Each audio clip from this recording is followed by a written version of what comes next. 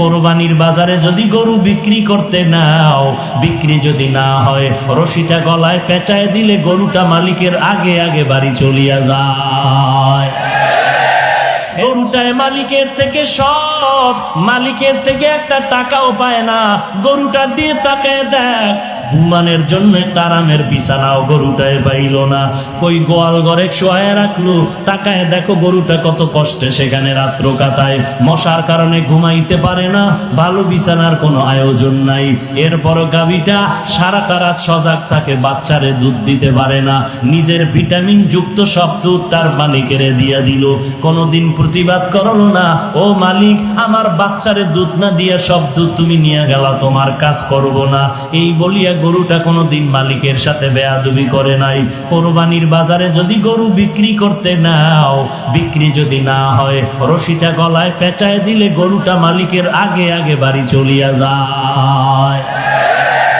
এরে বান্দা তাকায় দেখ, একটা কুকুর মালিকের কত পাগল, মালিকের জন্য জীবনটা পর্যন্ত কুকুর দিয়া দেয়, বহু প্রমাণ আছে।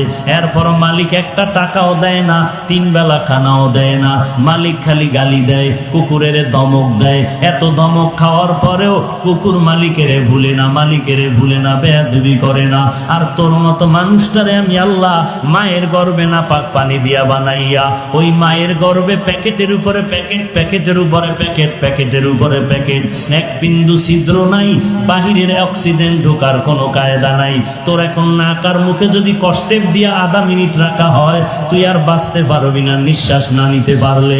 অথচ মায়ের গর্ভে তাকায় দেখ, বাহিরের একটা সেকেন্ডের অক্সিজেন ঢুকে না, 7-8 মাস পর্যন্ত বিনা বাতাসে কে বাঁচায় রাখতেছে।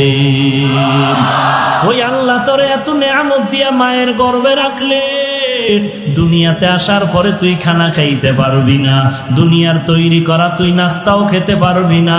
আল্লাহ বলেন আমি তোর মায়ের বুকের মধ্যে দুধের ব্যবস্থা করে রাখলাম, এমন একটা কুদরতের ফ্লাক্স বানাইলাম, দুনিয়াওয়ালারাও ফ্লাক্স বানায় 24 ঘন্টার গ্যারান্টি দেয়। গরম চা রাখবি ঠান্ডা হবে না, গরম দুধ রাখবা ফ্লাক্সের দুধ আর ঠান্ডা হবে না।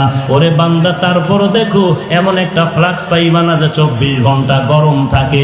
যদিও চ্যালেঞ্জ দেয় 24 ঘন্টা গরম থাকে না। আল্লাহ কয় আমি কেমন রহমান, একটু বান্দা একটু চিন্তা কর, আমি আল্লাহর পরিচয়টা নাও। আমি আল্লাহ কেমন গফফার, আমি আল্লাহ কেমন রহমান। এমন একটা ফ্লাক্স আমি বানাইলাম, তোর আরামের জন্য দুধের ব্যবস্থা করে রাখলাম। মায়ের বুকের মধ্যে এমন এক কুদরতের ফ্লাক্স আমি বানায় রাখলাম, ওই দুধটা তুই 2 বছর পর্যন্ত পান করবি। যেইভাবে আমি আল্লাহ তৈরি করে দিলাম ওইভাবে থাকবে, ঠান্ডাও হবে না, গরম হবে না, পাতলাও হবে না, ঘনও হবে না। 2 বছর পর্যন্ত দুধ পান করবি। ওরে বান্দা ওই ফ্লাক্সের দুধ কখনো নষ্ট হবে না। এরে বান্দা তাকায় দেখ, তুই দাঁড়াইতে পারো না, বসতে পারো না, আমি আল্লাহ তোর কত সুন্দর লালন পালনের ব্যবস্থা করলাম। তোর এখন বাথরুমের দরকার, মাকে বলতে পারো না আমারে বাথরুমে নাও। তোমার এখন খানার দরকার, আম্মা জানকে বলতে পারো না আম্মা আমাকে খানা দাও। কি করতেছো বান্দা? তোর একটা পুঁজি হলো শুধু কান্নার আওয়াজ, কান্নার আওয়াজ, কান্নার আওয়াজ। ওই কান্নার আওয়াজটা শুধু মা বুঝতে পারে। কান্না দিয়ে তুমি কি চাও?